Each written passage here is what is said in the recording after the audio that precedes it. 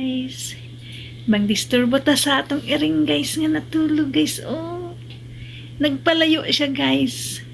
Ingon ani ni siya guys basta dili pa disturbo. Mukatkat din he. Oh, oh.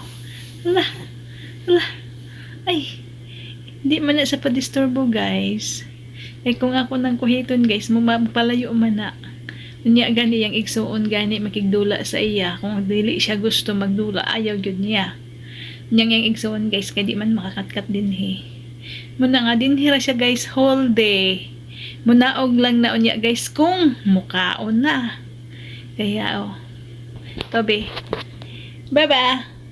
Ba. Ba. Hi guys. Ugmaw na guys. Oh, di pa hikap guys oh. Di pa hikap oh. Di pa hikap. Balita sa alas 4.